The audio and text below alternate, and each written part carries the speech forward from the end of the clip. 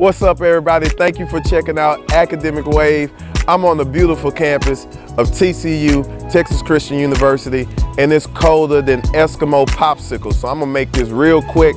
In this episode, we're gonna talk about how writing is like dancing. Oh, let's go.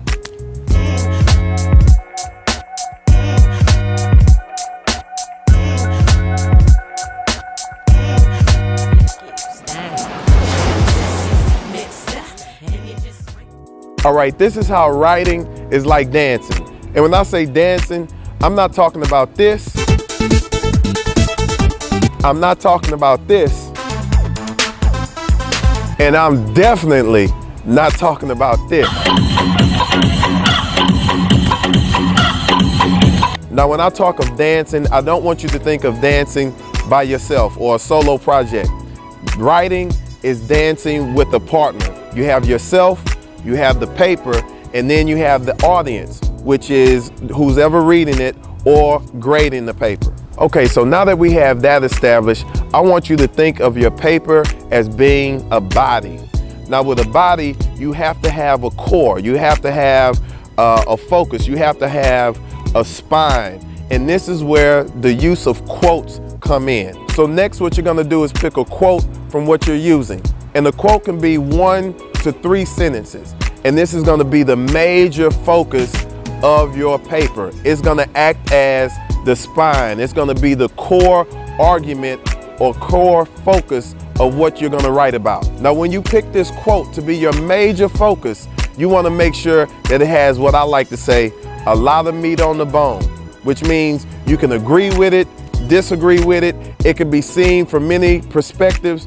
That's the kind of quote that you want to use. Okay, so now that you have your main quote that's acting as the spine, you're gonna use 4 other quotes from the material to support your argument. And why 4?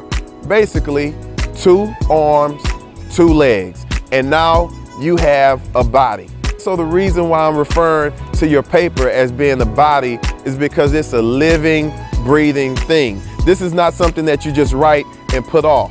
It has to be a give and take to this thing. It has to be a balance. So you want to include your interests, you want to include your perceptions, your thoughts on the material, and you want to use what the author said about it as well. It's a give and take. It gives a flow, it gives balance, it gives a rhythm to what you're writing. Just like dancing. When you're dancing with a partner, it's not you just taking over the show. No. You guys work in unison with each other. You go, then they go. You go, then they go. It's give, it's take. It's 1, 2, cha-cha, slide, cha-cha. Whatever the case may be, it's a give and take to writing.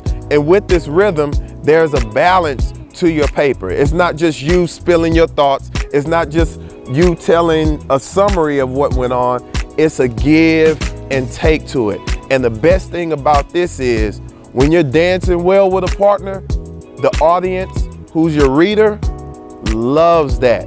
Now, the best thing about this is when you're creating a rhythm, it is entertaining to the audience, who is your reader. It is pleasurable to the reader. We know good writing from bad writing very quickly. And the human psychology is we want to seek pleasure and avoid pain. So if you can present your article, if you can present what you're writing in a pleasurable way, it's fun to read. So in summary, you simply want to take a major quote. This could be 1 to 3 sentences from whatever it is you read. Use this as the core. Use this as the spine of your paper. Next, you want to take 4 other quotes. These are simply 1-sentence statements. This will highlight or support whatever it is or whatever point you're trying to make. Next, you create a flow, you create a rhythm, you establish a pattern of give and take with your perspective and what the author had to say. And in turn, this gives the reader an incredible experience. So that's what's up from this episode of AcademicWave. It's real cold out here, so if my nose is running and I'm looking a little bit like Roscoe from Martin, please forgive me. If you know any educators or students who can benefit from it, by all means, share this with them. Until then, I'll talk to you guys later from AcademicWave, where smart. And I'm gonna leave you with this. Never be afraid of trying something new. Amateurs built the Ark. Professionals built the Titanic. Think about it. Peace.